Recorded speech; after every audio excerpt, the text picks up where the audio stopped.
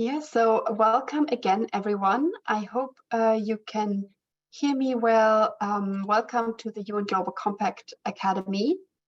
My name is Anna Krüpp. I am Senior Manager for Environment and Climate from the UN Global Compact. And I'm excited to welcome you to this Academy session on managing nature-related risks with a task force on nature-related financial disclosures, TNFD for short. Before we get started, a few housekeeping remarks. Today you have a few tools at your disposal. This session has simultaneous translation available in Spanish, Portuguese, and French. And to activate this, please follow the instructions on your screen by clicking Interpretation and selecting your language of choice. You can also view closed captions by clicking Captions. The panelists will be answering questions live later in the session, and our colleagues are also online to answer your questions throughout the session via text. Please submit your questions through the Q&A feature that you can see to the left of the chat box.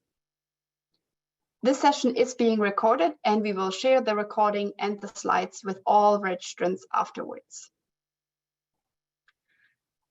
So happy to hand over now to Fernando Castellanos, who is the Head of Environment and Climate at the United Nations Global Compact, and who will introduce today's session.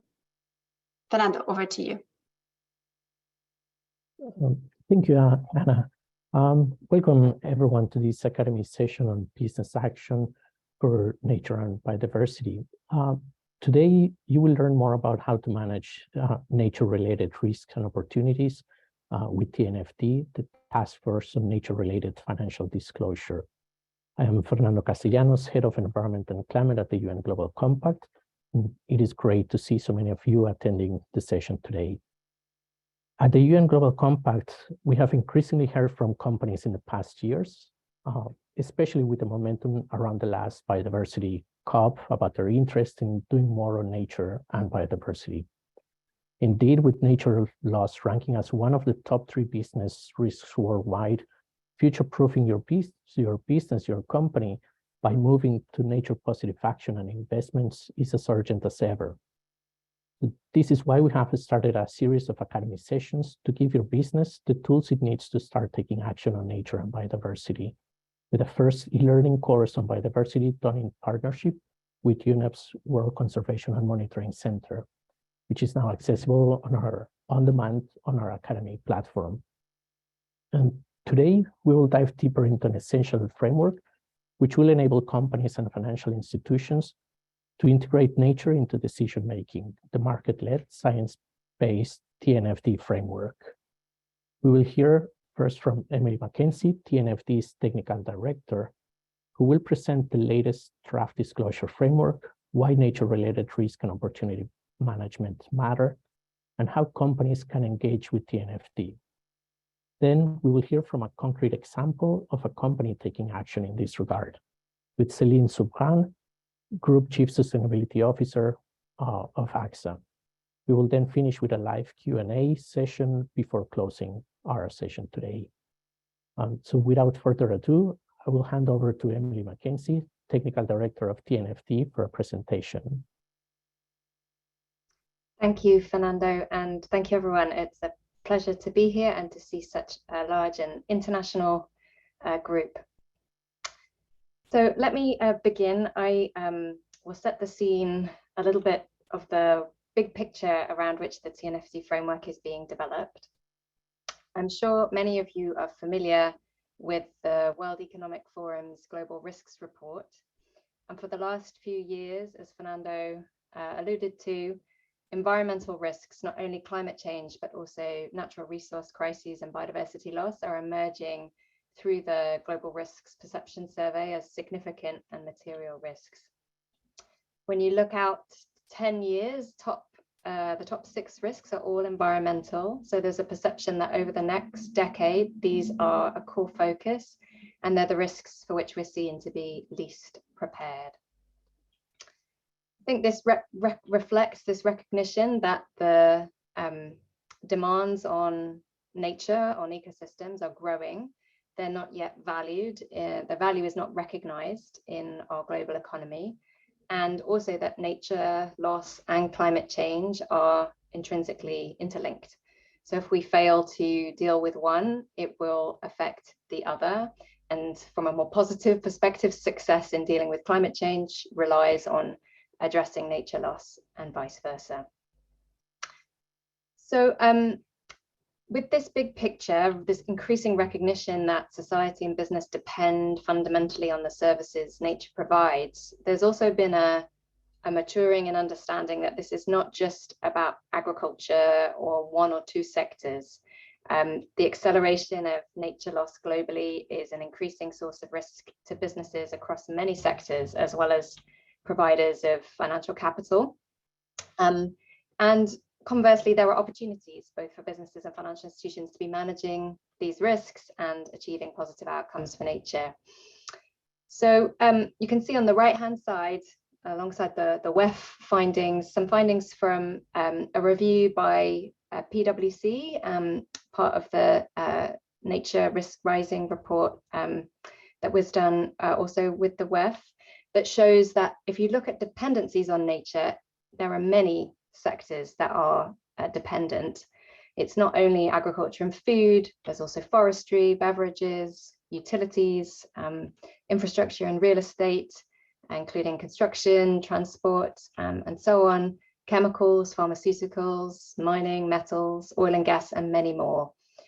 At TNFD, we looked at a number of reviews like this to identify priority sectors for us in developing the framework.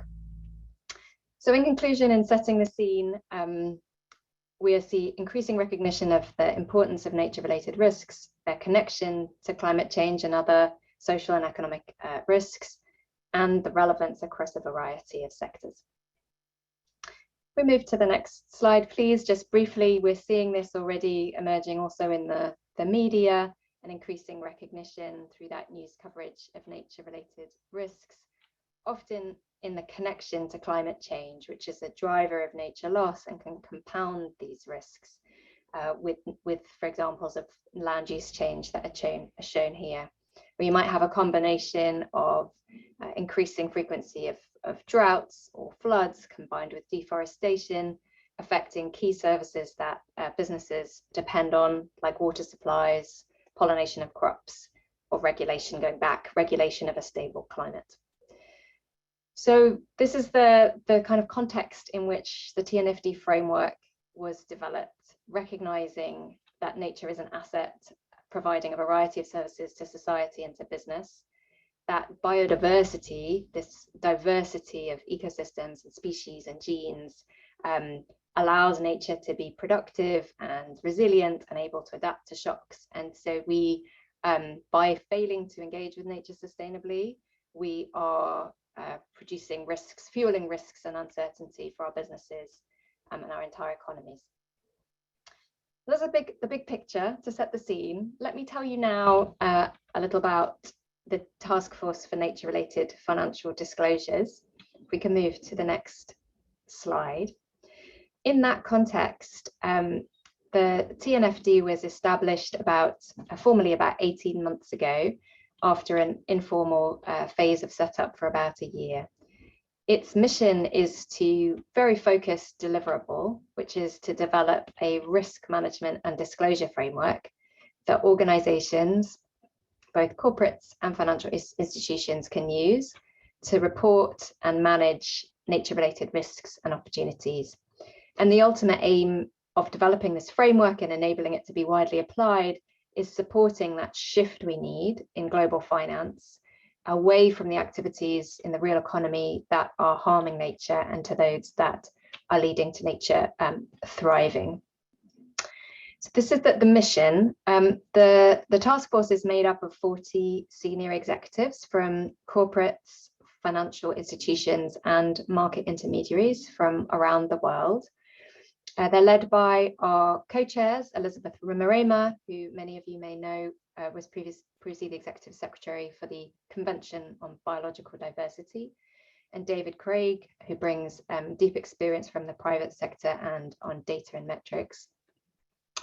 So this is a large, influential group. The task force members represent institutions with over $20 trillion in assets under management, and they're across over 180 countries across all continents. So it's a really powerful vehicle for us to develop this with the market, with influential institutions. But we also, and I'll mention this in closing as well, are supported by now over 1,000 organizations in the TNFD forum. And we'd be delighted to have those on the call join the forum. I'll mention shortly how it's structured a little bit more. Through the TNFD forum, who are representatives from not only other private sector institutions, but also global science and conservation and standards organizations, and our knowledge partners, which are at the core. This is 18 knowledge partners from science bodies and standards organizations. They're actively contributing to help the task force develop the framework. So it's the 40 task force members, but with a huge support network to do this in practice.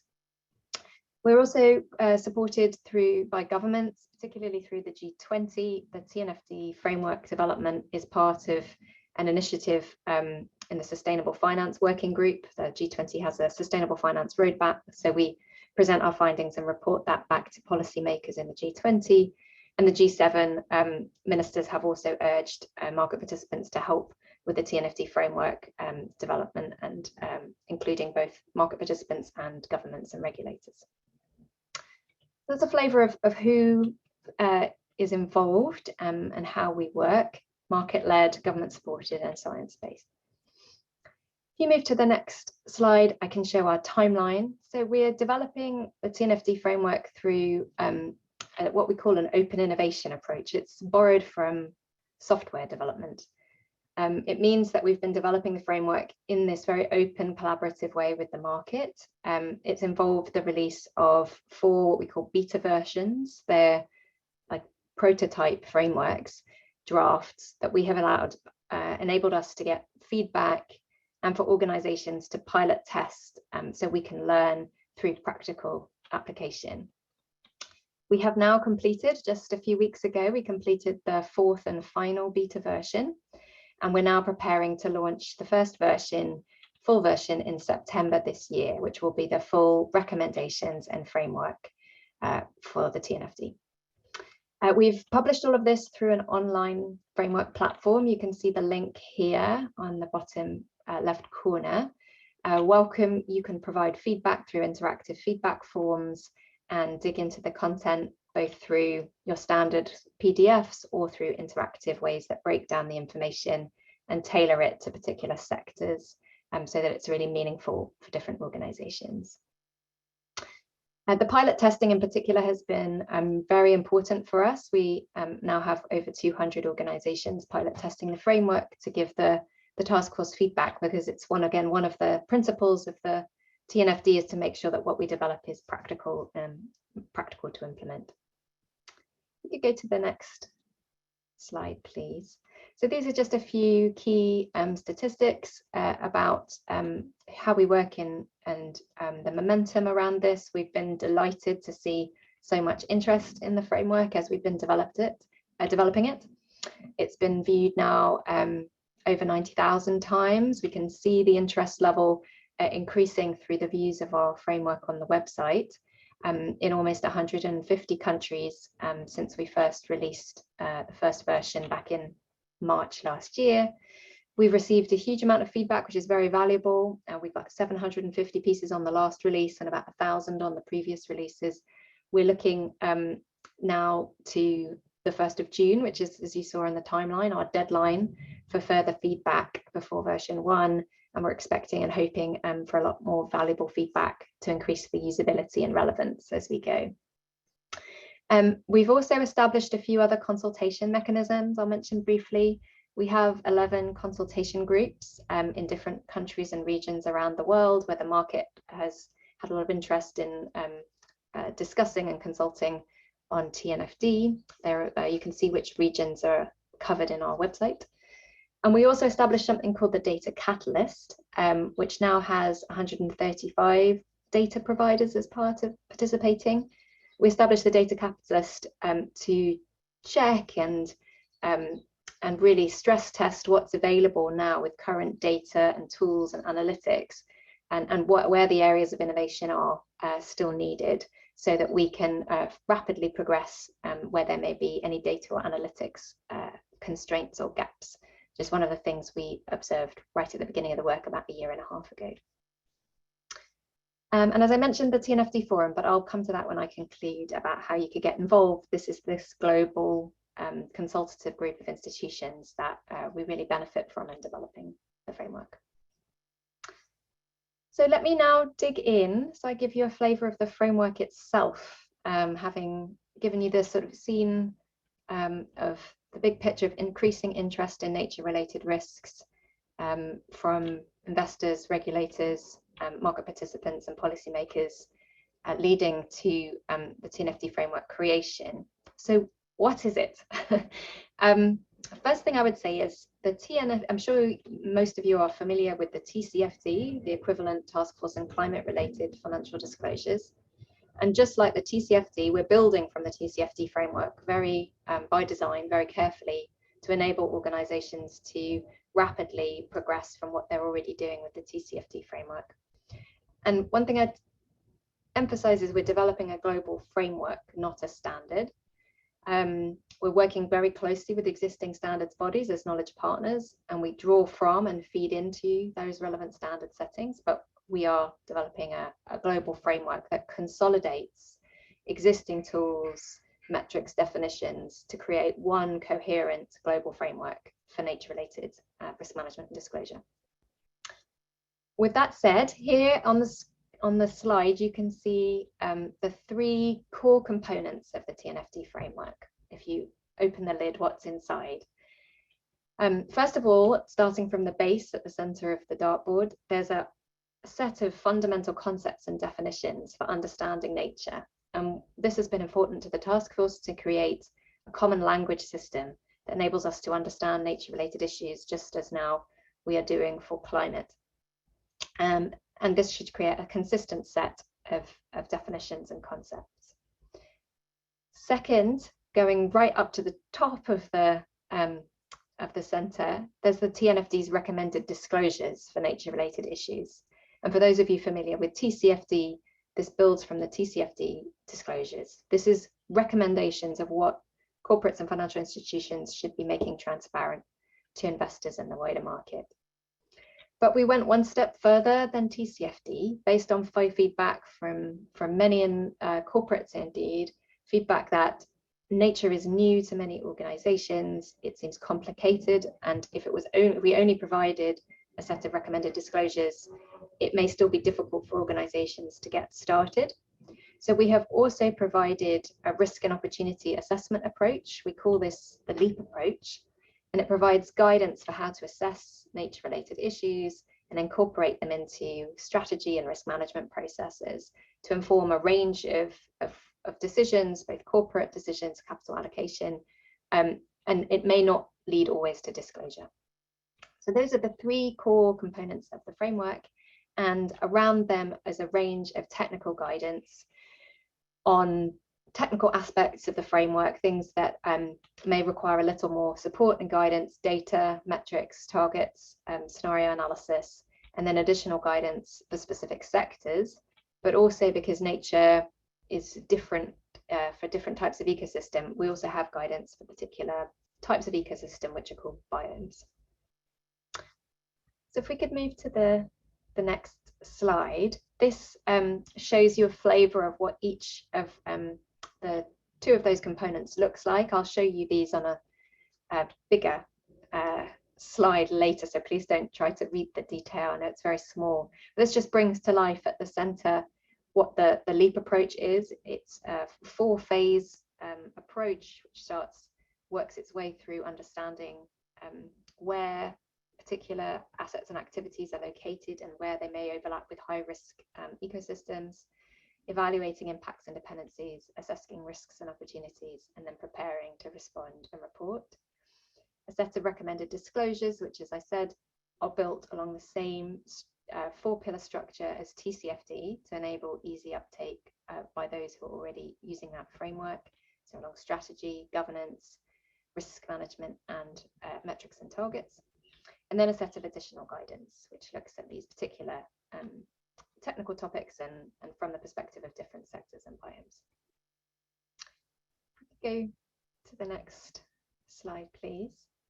So I'll be brief on this because we want to leave enough time to go through technical content and to get the example from Celine. But this is just again to set the scene for how things are developing in a synergistic way with how the overall reporting and regulatory architecture has emerged for climate. So as many of you will know, with the climate scene, the Paris Agreement set the global targets.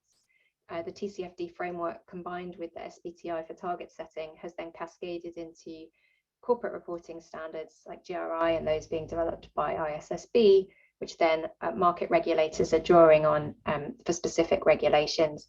That's feeding into corporate and financial institution reporting. In a sort of mirror image of that, we now have the Global Biodiversity Framework agreed in Montreal for COP15, which sets this goals and targets globally agreed by 190 countries. The TNFD is then developing this complementary framework for nature-related issues. We work closely with our knowledge partners, the Science Based Targets Network, who are like SBTI for climate, developing nature-based targets, and that feeding again into global standards and then market regulation. So we are, again, to emphasize a framework rather than the standards themselves. Go to the next slide, please. And so our approach at the heart of it, and you'll see it when we go through the detail, at the heart of it is quite a simple but powerful framework, understanding that nature is an asset that provides many services to all of us and to businesses in particular, which they depend on and have impacts on, which creates risks and opportunities to the business. There are many different pieces of this. The Convention on Biological Diversity has Target 15, which calls on states to encourage and enable reporting of organizations against dependencies, risks and impacts, and different standards touch on different pieces of this, but the TNFD framework looks holistically across the entire package. One of the things I'll emphasize, we have a flexible approach in terms of materiality. We want to be a global framework and a tool for others to use. So it's structured to accommodate different materiality preferences and reporting requirements, which may differ across different jurisdictions from which the participants are located. We go to the next slide, please. So the TNFD, I'll start with disclosures deep dive just for a few moments. We've anchored, as I mentioned, in the same structure, language and approach of TCFD. We have 14 disclosure recommendations, which I'll show you shortly, aligned with the same 4 pillars. Our draft guidance we've now provided for cross sectors, all sectors, and that provides context and suggestions for all organizations to implement these disclosures. We have supplemental guidance for a few sectors as TCFD has prepared, and we're building those out over time, as well as this additional guidance on biomes, as I mentioned. One thing the Taskforce has done that goes beyond TCFD is a set of general requirements. We have 6 general requirements to ensure the expectations are aligned across report preparers and users about what adopting the TNFD framework means. So let me show you those on the next slide. The general requirements set out that the organizations should set out their approach to materiality, so report users can understand the context of the information that's being presented. Should provide a description of the scope of the disclosures. We know for many organizations they'll just be beginning on their journey, and we want all organizations to get started and then increase ambition over time. So calling for just transparency on the coverage of the value chain, which elements have been disclosed against. And plans to extend this in the future. The other general requirement is recognizing that understanding risks and opportunities should be based on an assessment of dependencies and impacts, and that many of those happen in particular locations. So you need to consider the specific locations where this is happening. And then 5th is really looking at the trajectory moving towards integrated sustainability reporting, climate, nature, and social issues coming together. So a consideration of how to integrate a TNFD framework application alongside and integrated with, for example, climate-related disclosures. And finally, there's a real recognition, because many nature-related issues are in a particular place and affect stakeholders, especially local communities, the organisation should consider stakeholder engagement across the disclosures. If you could move to the next slide, please. We've also had feedback about the importance of understanding how the concept of scopes applies from climate to nature. TNFD has adapted that concept to direct, upstream, downstream, and financed, noting that the climate-related notion of scope 2 reporting doesn't easily carry across as fundamentally to their nature context. So these are the recommended disclosures on the next slide. I won't have time to go through all of the details, but just so that you can see them, feel free to look at them on our framework. These are the 14 draft disclosures. You'll see all the 11 TCFD recommended disclosures have been incorporated and carried across. And there are 3 new disclosures reflecting the importance of location, stakeholder engagement, and the value chain. And this is complemented with a set of disclosure metrics, which I'll touch on shortly.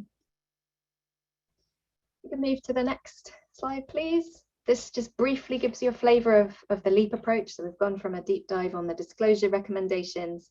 This is the LEAP approach. It's complemented by a lot of more detailed guidance. We have a tools catalogue and many case studies to help you interpret and apply this. And we're developing, as I mentioned, sector guidance to bring it to life for particular sectors. But it includes a set of scoping questions for both corporates and financial institutions, moving between these phases. It doesn't have to be sequential or component or by component, but these are what we have learned through the pilot testing, are key aspects of looking at nature-related issues. And it's through that pilot testing that we've been able to refine this, as well as the guidance that accompanies it. Could go to the next slide, please. I'll very briefly speak about metrics. I'm sure many of you will have questions on this, but just at the high level, an important design feature for the TNFD framework has been the development of a set of metrics. We began by looking at all the metrics that would be relevant for assessment of nature-related issues, and then funneled them into what would be recommended for disclosure metrics, core disclosure metrics, which are strongly recommended by the TNFD to be included both from a global cross-sector perspective and from sector specific, and a set of more flexible additional disclosure metrics which organisations may choose to disclose. And these things are packaged, so we take the LEAP approach, we have a longer list of metrics, and for disclosure maybe a smaller, more manageable set. Could go to the next slide, please. And the way, I won't go through all the detail, but the way we've got to the set of core disclosure metrics is through a very large landscape assessment of existing metrics already in use through existing standards like GRI, CDP, and so on, and funneled them through the different phases of LEAP into a smaller set that are relevant for each sector and globally. So if we move to the next slide. I'm happy to go through some of the detail here, but our disclosure metrics have just been put out to the market for feedback and testing. They include 10 metrics that relate to global drivers of change. These are the main drivers of change recognized by IPBES, the Global Science Authority. And we have broken these down into specific drivers that have been seen as most meaningful and also being applied widely by the market, as well as 4 metrics that relate to nature-related risks and 1 on opportunities. These are complemented by specific metrics for individual sectors to make sure it's meaningful for each type of organisation. Could move to the next slide, please. So we are now developing those sector metrics and complementary guidance. In the last release a few weeks ago, we had draft guidance and metrics for agriculture and food, energy, mining and metals, and financial institutions. And the Taskforce is currently working with others in the sector to develop further guidance for forestry, agriculture, infrastructure and real estate, textiles and apparel, and chemicals and pharmaceuticals. And on the right-hand side, you can see the types of ecosystem we also have complementary guidance in development for. We're also now looking at grasslands and savannas and urban systems. We go to the next slide. Very briefly, because I know I'm out of time, we have also got guidance on scenario analysis. Just like the TCFD, the TNFD has recommended the importance of scenario analysis for testing the resilience of organizations' strategy. We have draft guidance and a toolbox out. It has been tested by 4 companies across a variety of sectors: Dow Chemical, Kirin, which is a beverage company, Stockland, which is from property, and Reckitt, who are looking at their latex supply chain. And on the basis of that practical application, developed guidance for how to stress test your thinking about nature-related risks across both transition risk and physical risk. So we'll keep working on this. We collaborate with the NGFS, who are doing this from a central bank and macro and micro-prudential perspective also. I think the next slide is my final concluding slide. So I realize I'm a couple of minutes over, but this is the most important slide in terms of ways you can engage with us. We'd really welcome feedback before the 1st of June to inform the September publication. You can provide feedback via our online framework, either in confidence or via our public consultation process as a formal letter that will be put up publicly. Please consider joining the TNFD forum. It's a way for you to hear directly updates from us, join webinars, and provide feedback and input. There may still be interest and time to join our piloting program, which will evolve into a community of practice. And if you're a data provider or particularly interested in data and tools, feel free to join also the Data Catalyst, which brings together data providers and explores innovations. So thank you, and I'll hand over to Celine.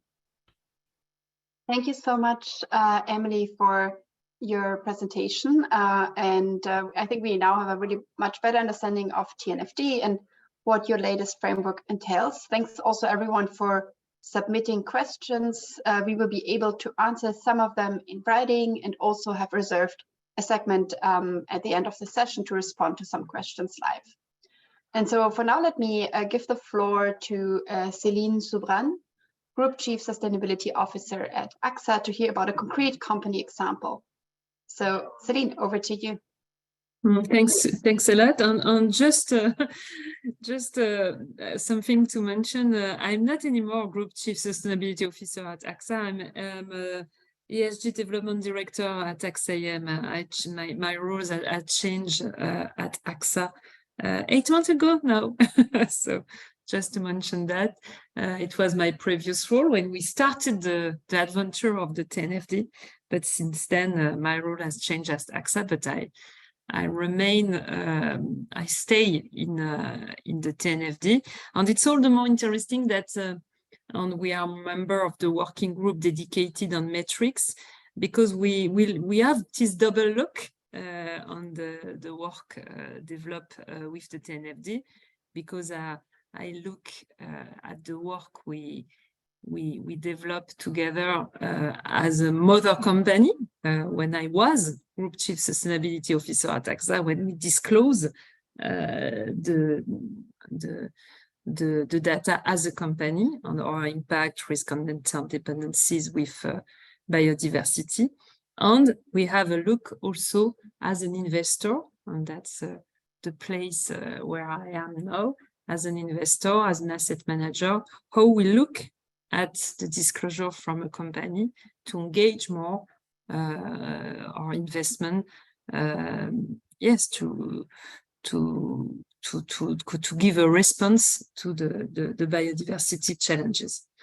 So perhaps just the objective today of my presentation is to give you an overview of AXA biodiversity strategy, both on the two sides of our balance sheet, as an insurer and as an investor.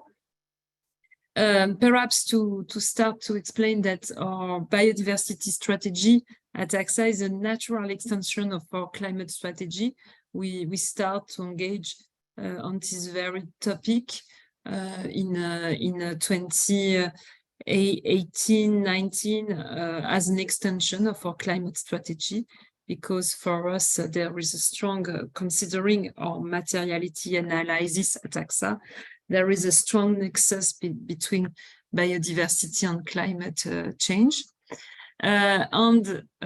Overall, finally, we have in this biodiversity strategy, which is still nascent.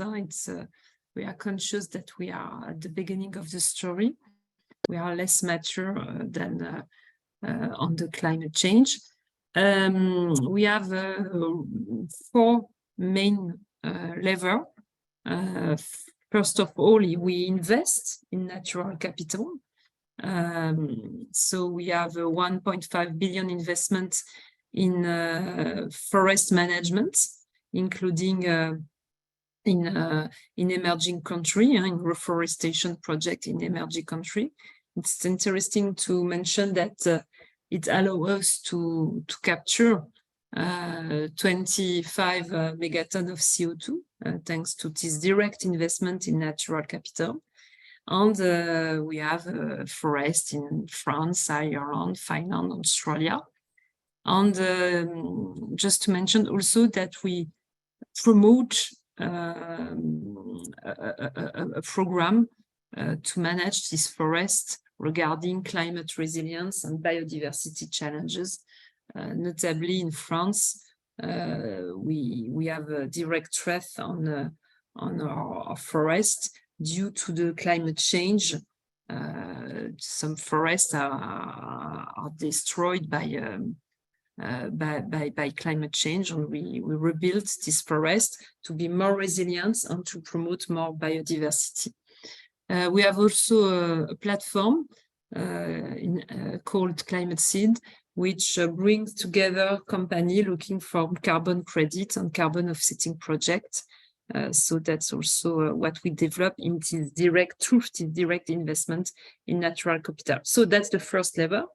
The second level is to exclude harmful activities from our investment as an asset owner and as an asset manager.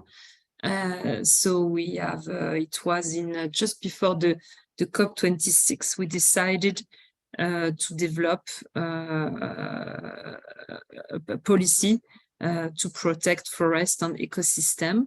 So that means that we exclude from our investments company whose activities actively contribute to deforestation.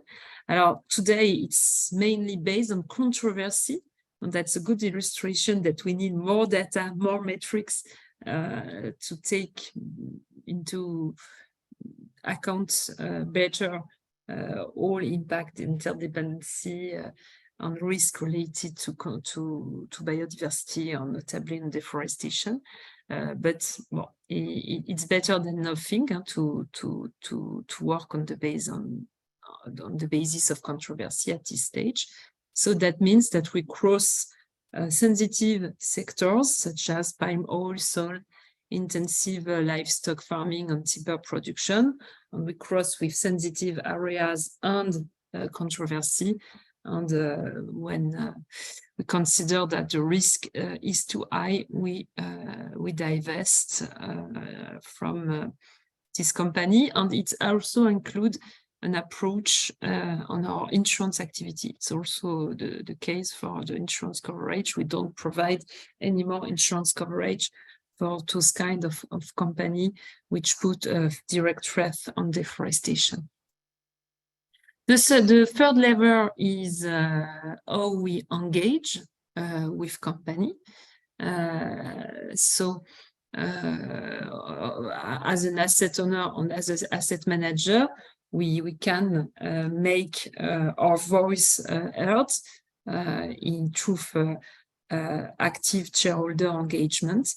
And notably, alongside BNP Paribas and Storebrand and Robeco, we took part in the Nature Action 100 shareholder engagement coalition launched during the COP15.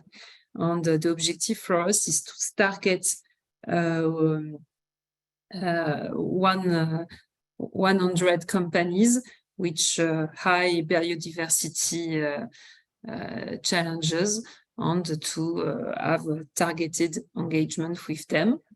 And all the more, in addition to this collective engagement, AXA Investment Manager has engaged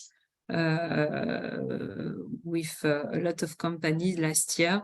Today it's 20% of our shareholder engagement which is dedicated to biodiversity challenges. So that's important to mention also. Of course, it's the fourth levels is we build dedicated investment fund on biodiversity. It's no a very broad practices today in asset management to develop investment fund dedicated to biodiversity. I remember a recent survey has shown that it's only 20. There is only around 20 dedicated investment fund to biodiversity, and we have one of these 20 found at AXA. So we have developed this fund again through the existing data. We have selected listed shares from company who develop innovative activity that offers solution to protect nature, or traditional activity, but with an exemplary management of a value change regarding biodiversity challenges. And for that, we rely on data we developed with Iceberg Data Lab. So that's the way we were able at this stage, considering, yes, at this stage, the level of maturity of the data we obtained from the company. That's the way we have started to develop a dedicated investment fund. We have also launched a dedicated fund to regenerative agriculture, more based on private equity on this one, and partnership notably with Unilever. So that's another way to engage through dedicated investment projects. Last but not least, of course, we promote transparency and good practices around disclosure. We were among the very first in the player in the finance industry to call for the creation of the TNFD. It was in 2019 at the G7 environment. Since then, we took part in the experimentation with Iceberg Data Lab within a consortium alongside other asset managers, notably BNP Paribas Asset Management, Sycomore and Mirova, to develop metrics with Iceberg Data Lab. And of course, we try to be exemplary in our own report, mandatory report. We have started to disclose on biodiversity, both in the group, AXA Group Climate and Biodiversity report, but also into AXA Investment Managers TCFD report. We have started also to integrate some components around biodiversity. So that's a little bit the overview I want to share with you today, and I will stop there because I think it will be interesting to have exchanges around your question. Thank you very much, Céline, for these practical examples. And yeah, in the next few minutes, we would like to get to some of your questions.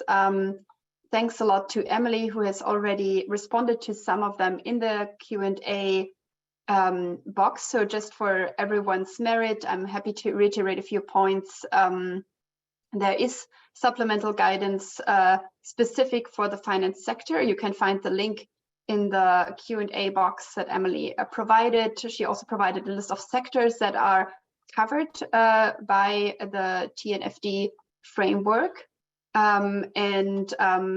Generally, companies are still able to pilot and to engage both large and smaller companies. So feel free to check out the links that Emily shared there. Yeah, and thanks for your interesting questions. I think there were a few questions around how the TNFD relates to other frameworks for both disclosure and target setting. And specifically, I saw questions like, how does it relate to SBTI and their FLAG guidance, so target setting guidance for forest, land, and agriculture? And would it make sense for a company to tackle TNFD and TCFD, climate risk-related disclosures, at the same time? So Emily, would you mind say a few words on how TNFD acts within this ecosystem of disclosure frameworks and target setting, and how it interrelates? Thank you. Yes. So as I mentioned at the outset, we've been developing a framework rather than a standard, and have been drawing on and consolidating the best of what's already out there. For target setting specifically, that means at the global scale, drawing on the global goals, the 4 global goals and set of targets that have been agreed by the Convention on Biological Diversity, just like the Paris Agreement set the context for what needs to be done for climate change. The Global Biodiversity Framework sets those global goals, which all organizations can then determine how to contribute to. And that obviously taps into also connections around transition planning.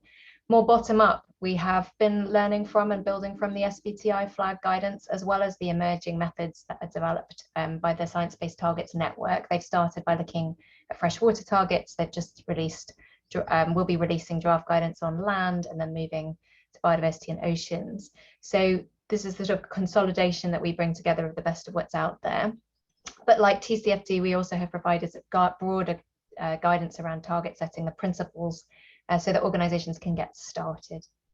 And then I think the other standards that were coming up, I think the link obviously with ISSB by design, we've built from the TCFD framework to ensure that the TNFD framework can be used in terms of the global sustainability reporting baseline, but also with the flexibility to be applied in jurisdictions like Celine is based in Europe, where there are ambitious sets of disclosure requirements. So we have that flexibility for the standards, reference back to the standards themselves in the relevant jurisdictions or the preferences of the organization, but the framework flexible to be used across both.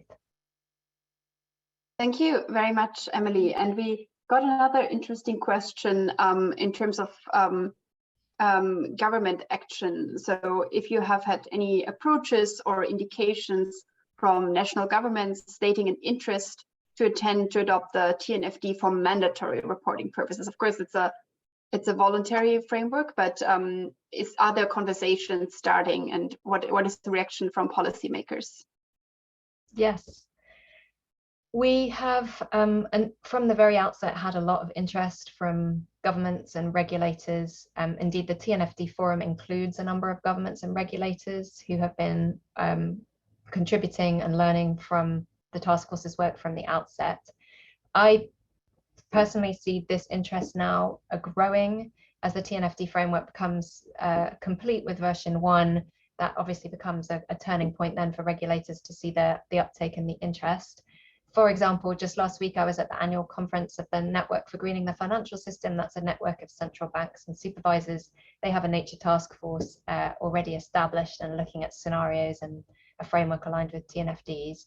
And also around the edges, a number of conversations with national governments who are considering the trajectory over time. And on panel presentations now, if I'm with the government, they always get asked this question. So, but it's not for TNFD, obviously, to decide this. We remain a voluntary market-led initiative, regardless of that shift to mandatory and disclosure. The task force members like Celine have seen the importance of applying this on a voluntary basis. But Celine, you might want to also complement. No, I think you covered it well. Now, perhaps what is interesting also from a report preparer's point of view is that, yes, if you're familiar with the TCFD framework and the way it's built, it's very easy on perhaps to have the same report, both covering TCFD and TNFD requirements, because it's really built on the same principle around governance, strategy, risk management, target and metrics. So it's very interesting, and notably us, because as I mentioned, for AXA regarding on materiality analysis, climate change and biodiversity are very interconnected in your strategy. So it's quite easy from this point of view to integrate the TNFD approach to the existing TCFD approach. Thank you very much to both of you, and I'm happy to follow up with a question to you, Céline. And thanks for presenting Access work on nature and biodiversity. And we had a couple of questions around risk and risk management. So would you mind going maybe a bit more into detail what transition risks you see specifically for your company and how a framework like TNFD helps with managing those risks? Yeah, in terms of risk management, there is again two ways to look at it when you consider at AXA. If you consider the investor, of course, for us, it's more and more urgent to take into account biodiversity as a risk, as notably. We all observe notably the impact of water stress on the performance, on the financial performance of activities. So that's an example among a lot of other I can give, notably on the food industry. Again, we see the potential impact of financial performance, yes, from also water stress, from issue around pollination, and all the free ecosystem services, the traditional, notably sector of food can benefit from. So that's a first way we look at it from a risk management perspective as an investor. Again, with this strong nexus with climate. Of course, we want to reduce also the impact of our investment on the nature itself. And it is what we call, of course, we are very, as both a French-based company and European-based company, we consider also what we call the double materiality in risk management regarding biodiversity loss. As an insurer, the approach is quite similar.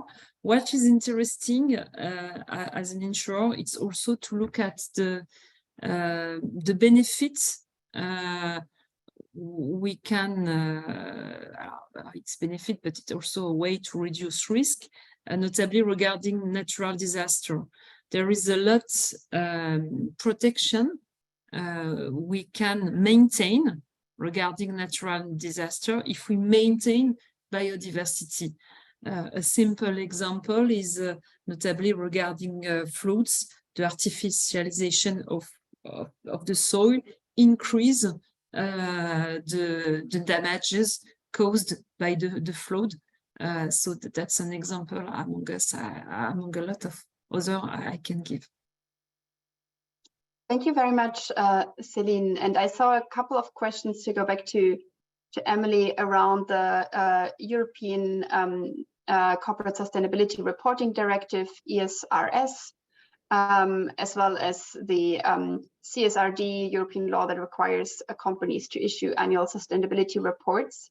So the questions are like, how does this again relate to TNFD? And this will also be very relevant for medium-sized companies. Do you think the TNFD framework can be helpful there and can be appropriately applied to small and medium enterprises as well as global corporates and financial institutions?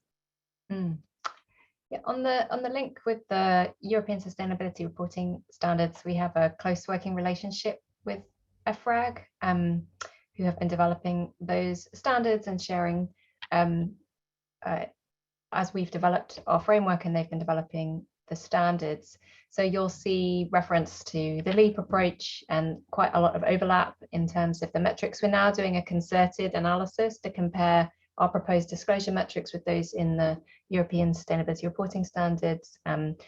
We produced a first lineup against SFDR when we published it 3 weeks ago. Indeed, this is something Celine has been emphasizing the importance of. So we will continue to show that overlap and the synergy across the two. I think on the smaller medium-sized enterprises, we recognize the relevance, particularly of the LEAP approach. That's one of the beauties of having the disclosure recommendations, but also an internal assessment process that can look at management of nature-related issues and making that practical for SMEs. So I think we can do further work, and some of the feedback we've got to provide really practical, simple templates that are easy to get started. If I take the scenarios work as an example, we've gone really back to basics with workshop templates. You can do the 4 pilot tests we did there involved workshops of half a day to get going, thinking about your strategy in the context of nature-related issues. So we are trying to develop tools, templates that are really simple to get started, even for SMEs. I'm sure that will continue to need to improve, but we have tried to do so. Yeah, thank you very much, Emily. Do you want to come in?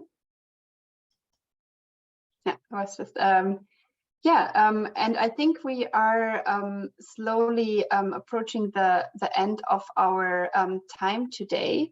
But thanks so much for joining us and for presenting on the TNFD, as well as the framework and company example.